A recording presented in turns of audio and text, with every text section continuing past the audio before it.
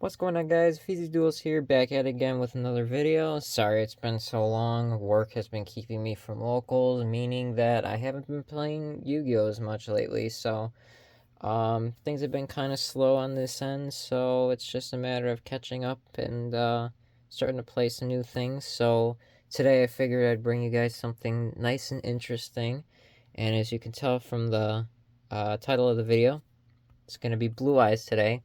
And I figured when I was building this deck and seeing all the cards that were in that structure deck, I wanted to make it a bit of a challenge to try to make this deck as common as possible. So this is going to be an ultra budget deck with cards that you can practically, almost all cards you can get for like common and stuff. There were a few others that I am missing out on that I just either didn't get the set for or never managed to pull. So there are going to be some foil exceptions to kind of mitigate that, but still, this is a ultra budget version of pure Blue Eyes, meaning no Bystials, no Primites, none of that. And this deck performed for me today at locals. It was a 4 rounds. It was initially 5, and then it moved down to 4 round tournament. I went X1, and the deck played phenomenally. Like, here I was casting aside other decks I've been playing, and I figured I'd just give this one a try, and I'm glad I did, because this deck really is powerful. So let's just get right into it, and start with, of course, the 3 Maiden must-have for the deck. 3 Sage, also a must-have, and a combo starter. As for the Blue Eyes, we did 2 Blue Eyes White Dragons. I at first thought that running 3 was good, but after a little bit more research of the deck, it's like 2 is perfectly fine. You don't need the third. I ran this because I saw exactly what this can do for a Ryziel matchup, and it's crazy. It's absolutely crazy how much this card offers the deck. However, I didn't see it once this tournament, and honestly, it could probably be replaced by something. This could be like sideboard if you're really worried about the Ryziel matchup, which unfortunately, fortunately and unfortunately, I didn't get to face up against Ryziel in this one, but this card would have been pretty much the best answer for that. And then here's a tech card that I'm surprised I don't see people playing, is Dictator of D. And what this card does, I'll zoom in on for you guys. So the first effect makes it look like, okay, it's only something if you got a Blue Eyes already on field. The second effect's amazing. You send 1 Blue Eyes White Dragon from your hand or deck cost to special summon this card from your hand. That means that you get to dump the Blue Eyes White Dragon from deck to thin out your deck, and then also when you link off into the new link, you get to use that link now and special summon the White Dragon that this one sent. And it's also got a nice, nifty little second effect, or third effect, I should say, where you can discard 1 Blue Eyes White Dragon or a card that mentions it, target a Blue Eyes monster in your graveyard, summon it, special summon it. Blue Eyes card. That means even the extra deck monsters. So this card is, I think, something that people are sleeping on. But I ultimately add that in for setup and extension. And I gotta say, top decking this was amazing sometimes. So that's it for the monsters side of the engine.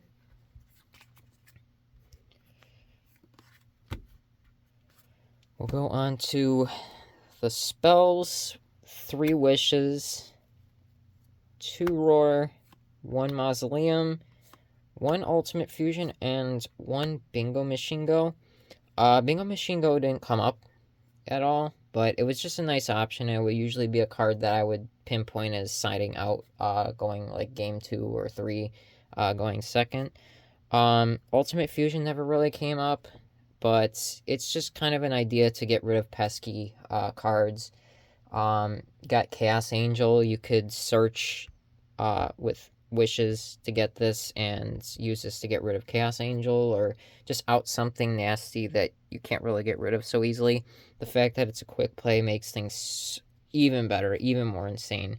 And then plus your recurring cards by shuffling them back into deck, um, which is amazing. You can return any with one of the extra deck monsters. You basically return any dragon that you choose, as well as a Blue Eyes White Dragon. So pretty much the extra deck. Again, it didn't come up, but it's just a nice option, and because we're playing pure, just having some sort of way of doing removal is pretty handy. Ultimately, this card was nice. It never really clutched games as much for me, and personally, my favorite card was Roar, and I'd like to run 3 of this card, because it's actually insane. This is the thing that ultimately gets you your boss monster for free, and I've had a game where my Blue Eyes gets banished, and you just use this to bring it back and recycle it back into all your stuff. So this makes it where banishing your Blue Eyes doesn't hurt you at all.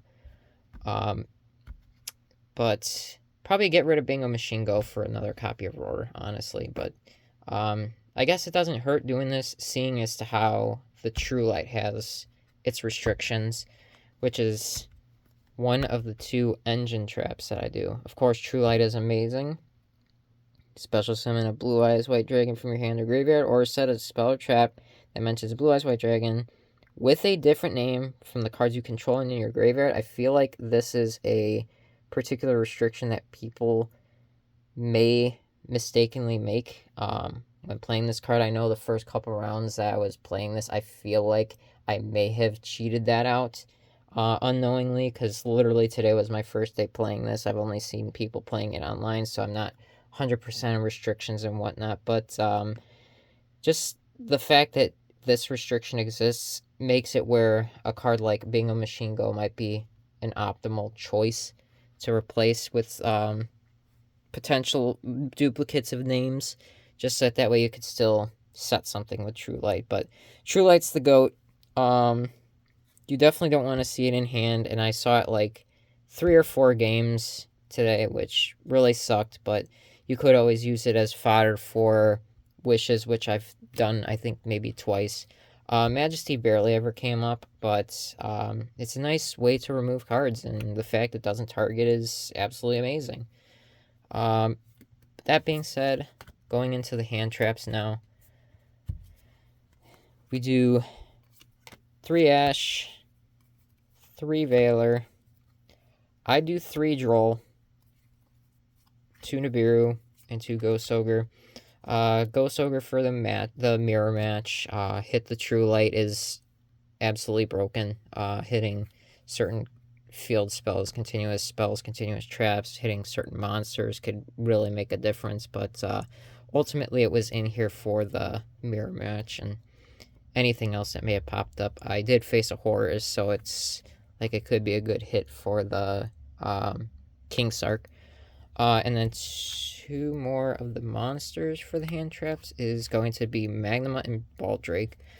Removal is amazing, especially in the mirror match. It's pretty useful. And I do have Drewsworm, but I felt like playing Baldrake was a little bit better, just because of the fact that you can always use True Lights to pretty much give yourself infinite materials for Baldrake, and Baldrake would then still be infinitely more effective. And honestly, not having the Drewsworm wasn't a huge problem for me, and when you consider what people generally run in their builds, especially this pure budget one, you'll see that there's not really something that you're going to be sending that Drewsworm off of to get its effect engraved without just crashing it. So the Drewsworm didn't really ever come up. This was pretty challenging against one of my opponents, and this is, of course, just a given good card.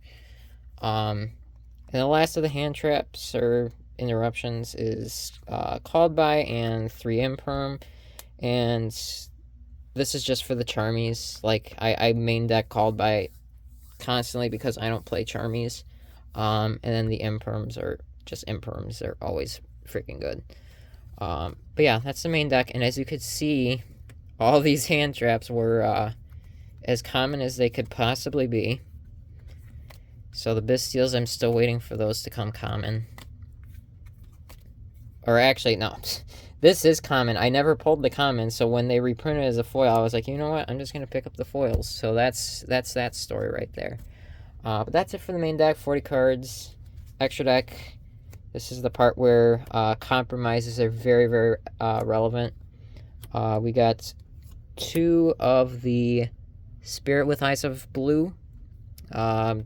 The way that you turn your spellcasters into dragons, and the way that you turn those little guys into blue eyes.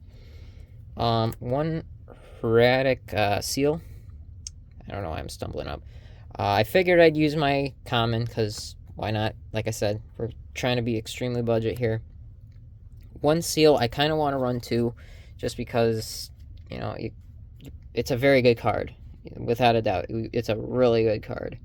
And it's a good way to end on top of something like a Spirit Dragon. But I also do play Lina, which kind of takes that spot. And this card's absolutely amazing. You take your opponent's light monster and use it against them, and sometimes this can close out games for you. And seeing as how the greatest majority of your monsters are lights makes it even better. This is a light format now. We got out of fire format, we're going into light format, so Lina is nice and good. I went with the super copy. I do have the ultra, which I think technically is the lesser rarity, but I figured I'd just go with low rarity today. Alright, Synchros 3 Spirit Dragon. This card's amazing. You just swap it out for something else without having to set up materials or anything. So I do definitely say that you need to run 3 of these. I thought I could maybe get away with 2, but when I figured last minute I'd throw in the 3rd, and there was one time where I pretty much had literally to use the 3rd one. Double ultimate. This wasn't necessarily anything huge. Wasn't really prevalent for this tournament, so maybe this will go down to 1 for something else. But it still was nice. It was a good way to float around the True Light, and I did have one case where my opponent used a graveyard effect. I used Spirit as my first monster effect activation.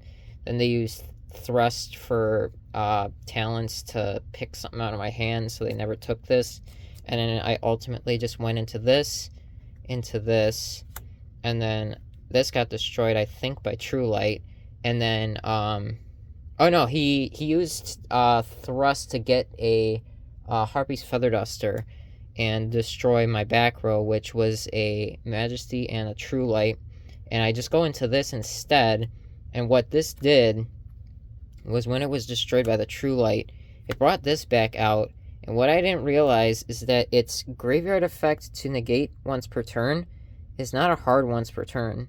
So when this leaves field and comes back, you can do that again, which was perfect for the matchup because it was an Azamina Fiendsmith deck. Azamina Fiendsmith White Forest deck. And like I said, he used the graveyard effect. I think it was tracked. And then he tried to use Engraver later in the turn, and this being resummoned pretty much allowed me to negate that too, which was absolutely insane. So Ultimate is good for floating between the two and just being a huge body. But maybe I would consider cutting this down to 1. I don't know. I still need to figure things out as far as this build goes. 1 Lightstorm Dragon. This card's amazing to get rid of back row and recur a spell or trap out of your graveyard.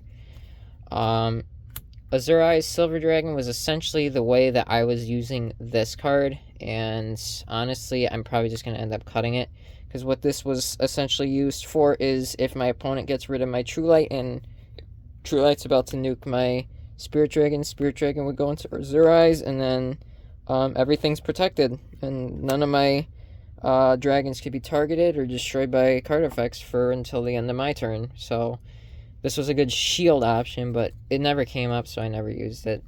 1 Moonlight Dragon. I was almost going to pass on this, but card removals out of the woodwork are absolutely bonkers, so definitely you need to run this. And then the last piece of extra deck, 2 Tyrant Dragon and 1 Ultimate Dragon. The second copy is just for the sake of the fusion. This card's great for recurring traps. Like I said, I've used Wishes to pitch True Light. I've also used Wishes to pitch Infinite Impermanence, and getting this out on the board and getting an attack through with it, destroying an opponent's monster, getting to the end of the damage step with an opponent's monster, you could set that Infinite Impermanence and recur it. So this card's insane. It's absolutely insane. And even though you wouldn't be able to summon a second copy without having something else to attach to your Blue Eyes, and going through like one of these or something, this is, again, solely for the fusion. So, I don't know. Maybe I'll cut this. Either way, these two are looking like the flex spots here, and then maybe this one. But, again, these ratios worked perfectly fine for me, so I'm not going to complain too much about those. But there's definitely, I feel like, some fine-tuning in need right there. Alright, so now the side deck is Triple Lancia for those pesky Malice cards, being Malice and banishing everything. 2 Ghost Spell. This is the one that I don't have the common of because it was out of the Crystal Beast structure deck, so hoping to get my copies of those soon. My 1 Nibiru. The third one, just depending on the decks I face up against, if they're very combo heavy and they don't have fortification to stop Nib, then I'll definitely play that third one. Or if Nib's like the only way to stop them, then I'll side that in. I just feel like certain decks play around Nib, so the 2 in the main deck kind of prevents you from potentially seeing it when you don't want to. But, yeah, this is another flex spot thing, though. Nibiru came up maybe once or twice. 1 Harpy's Feather Duster. I know, this one I use kind of a almost max rarity on, simply because I don't have the, I think it's, what was it? It was that black rare that they came out with a long time ago with the shatter foils and all that, but I don't have that. 1 Lightning Storm Super. So I did these because now decks seem to be running a lot of back row setups, and Blue Eyes included. And like I said, my 1 matchup where my opponent used Thrust to get out a Harpy's Feather Duster, it did really break my board and hurt me, but I still managed to play around it because of my monsters. But still, this card does help clear out some hazards going into this format. So I say that these are something that people shouldn't sleep on as a potential thing to play. Double Talent, Double Thrust. Unfortunately, one's Ultra, one's Super, because that's how I pulled them out of some packs, some loose packs. I never really bought this set, so it was whatever. But yeah, these help get into this, or Talent, or any of your Roar, or your,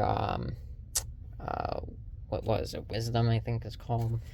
Yeah, or Wishes, sorry. I'm still learning the cards and names and everything.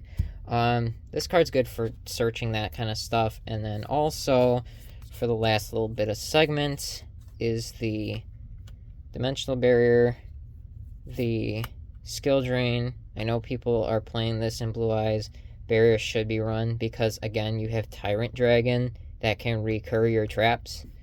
And then Simul Archfiends for Malice. You play this, and they're restricted to only basically Link summoning 1 time, and that's it.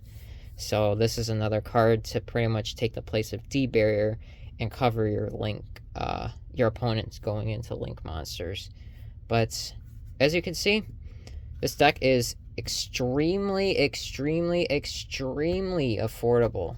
So I performed pretty well today. The only loss that I had was to a deck that I was trying to explore doing, but they did it differently. So round 1 was the mirror match, but they had Primites. I won that one. I think that was 2-0. The second one was the White Forest Azamina Fiendsmith, which Droll was what hurt them game 1, and game 2 they just swamped me. Game 3 I just held it down and beat them out. Then round 3, it was this weird hybrid of Horus, Bestials, and the Red Eyes cards that go into the Red Eyes Metal Dragon from the Max Metal Morph. That's something I did want to try with this deck that I find kind of interesting. I think I have it in my deck box here. So, ultimately, the guy was kind of doing it, and I thought he was on the strategy too, but what I want to try to do with this deck is have this be one of your normal summons, because then if you have this with one of the light spellcaster starters, this card bridges into it through Mausoleum. So basically the combo that the guy does would be this, link off, go into this. He never searched Mausoleum off of this, so this was just more so a bridge for him so that he could get this to grave. But I mean, this is what Dragon Links would do, and I'm surprised people don't play this deck with a little bit of Dragon Link in their minds. I guess it's just the whole Synchro engine that's kind of taking people over. But no, their combo and what I was essentially trying to do with this deck, maybe in the future, is normal summon Link into this, Chainlink 1, Chainlink 2. You have your Black Metal Dragon search out Red Med. This searches out Mausoleum. You banish this, bring this back, bring this out, go into Heretic Seal, and now you have a Heretic Seal, so you're nib proof. And then on top of that, you use the Black Metal to search out the Max Red Dragon Red Eyes Dark Metal, whatever. And then that lets you put the Max Morphia face down, and that gives you an Omni Negate every turn, a 3400 Omni Negates that your opponent can't touch with. Here's the card. I literally have it sitting nearby because I'm interested in this strategy. Equipped monster gains 400 attack and defense, can't be destroyed by spell or monster effects. Also, your opponent cannot target with monster effects or spell cards or effects. So, protects that card too. And yeah, it's a thing that I've been exploring and thinking of exploring, but I still need to just get that Red Eyes Metal Dragon, and then we're good. But anyways, I'm kind of rambling on an idea that you might see in a future video. And like you see, this is a very minimal engine too, with commons all over the place. The boss monster is an ultra, but still, like, everything else is common, so which is perfect. So that's a thing that I'm kind of teasing as maybe something you guys will see on this channel later, but for the time being, it's just a concept.